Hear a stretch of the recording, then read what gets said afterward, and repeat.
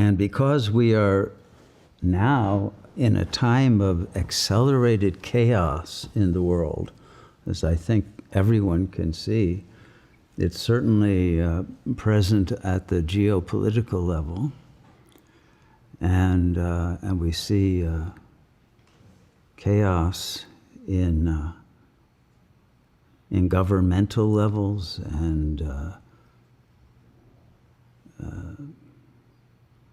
some disgraceful displays of inauthenticity that have depressed a lot of people about whether it's possible even to be in the political realm and have character or remain truthful, because those who get into positions of illusory power tend to abandon the very principled positions that made them popular enough to warrant their promotion to those levels. And then they end up becoming hypocritical toadies of the Führer or whoever is the power that runs the deep state. So the sense that many have of a depressing failure of the systems to support peace, harmony, life. Most of the governmental institutions have lost legitimacy.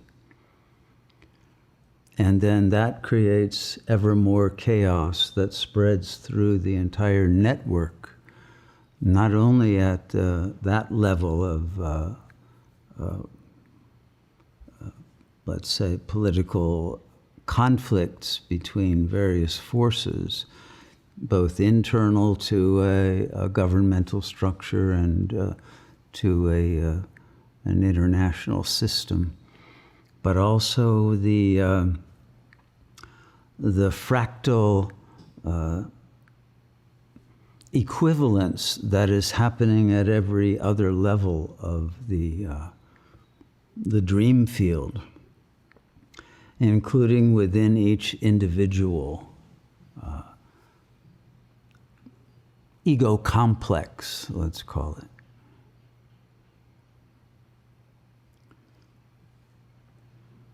And so because of that, what we find is that even those who feel authentically called to a spiritual life, which requires, of course, liberation from the ego, still want to hold on to the ego and be in control at an ego level. And until you're willing to give up that control and that sense of an identification with the thinking apparatus as the instrument that can manipulate reality and seemingly make decisions that can maintain comfort zones, etc. As the chaos increases and there is an involuntary loss of that, the ego, the consciousness, is more and more induced to seek the help of a higher power, a higher intelligence, a greater wisdom that is not available within its own boundaries. And so karma itself is grace. There's a non-duality between suffering and grace. But of course, to the ego, this is not at all clear because its two-valued logic create an aversion to certain kinds of events and a lack of acceptance. And as we approach the decomposition of the social order and all of the availability of things that we took for granted as instruments of our own technological capacity of control, including such basics as food and oil and gas and all of the types of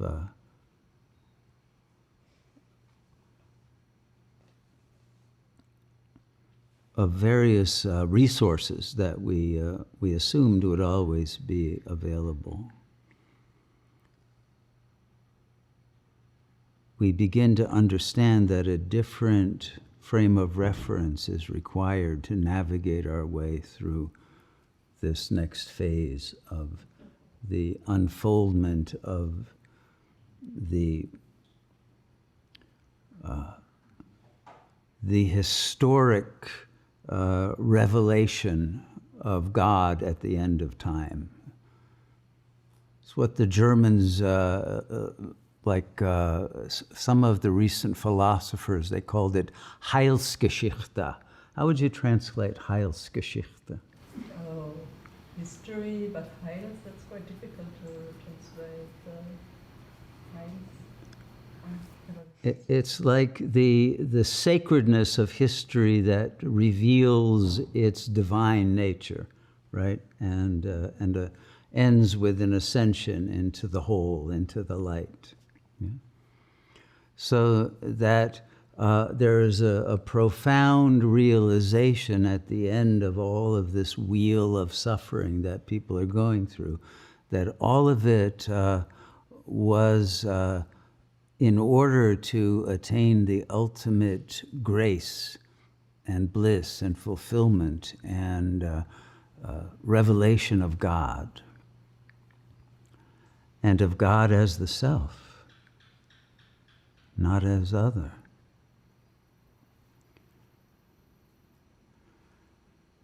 And that those who awaken while still in the body, the suffering itself is recognized as not pertaining to you.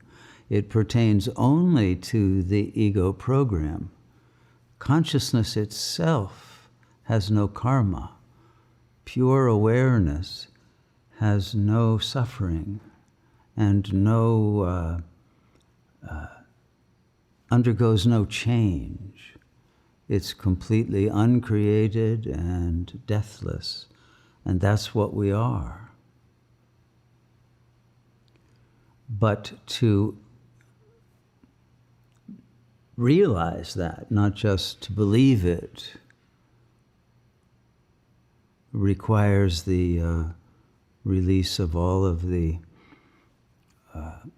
sankalpas, the sanskaras, the intentions, the drives of the ego.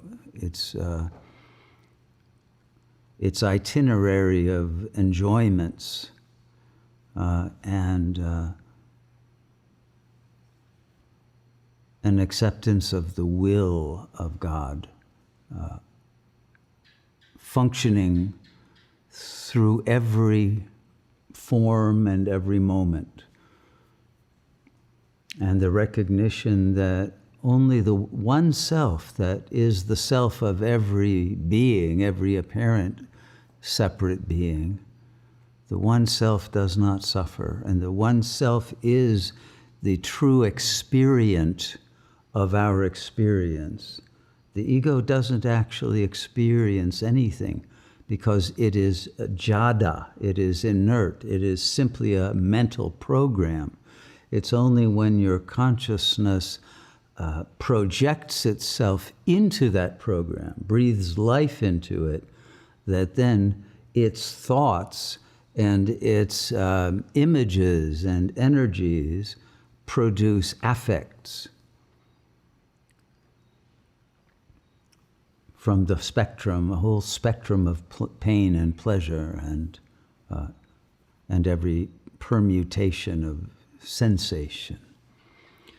And so the sensory realm is the ego's habitat, but it is only at the cost of losing one's infinite nature and identifying with a particular bodily form and its story, its narrative.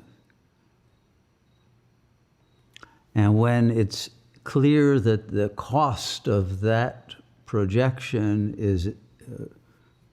is prohibitive, because that is the cause of suffering, then at a certain moment one refuses to suffer anymore by releasing that illusory identity.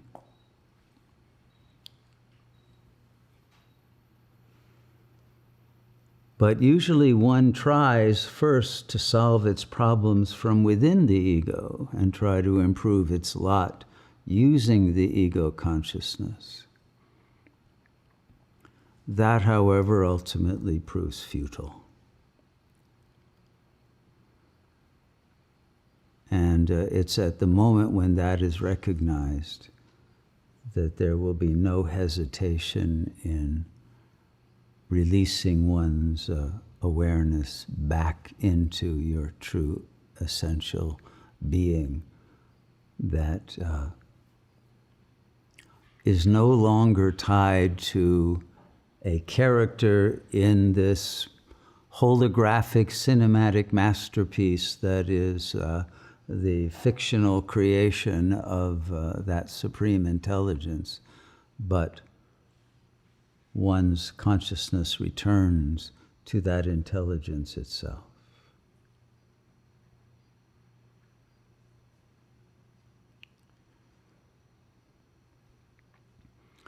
And so all the sadhana of yogis is basically there in order to develop devotion for that being that transcends the ego, because that's the only overcoming of narcissism and nihilism and all of the contraction and negativity of the ego that always is filled with shadow, nigredo,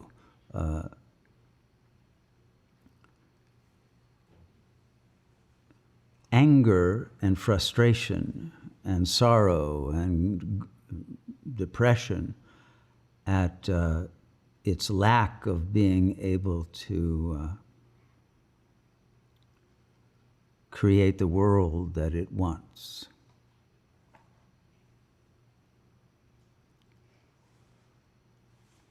And it's only when there is a surrender to the power that does have the task of destruction, creation, and sustenance, and alignment, attunement, and at one-ment with that power, that there is freedom from the wheel of karma.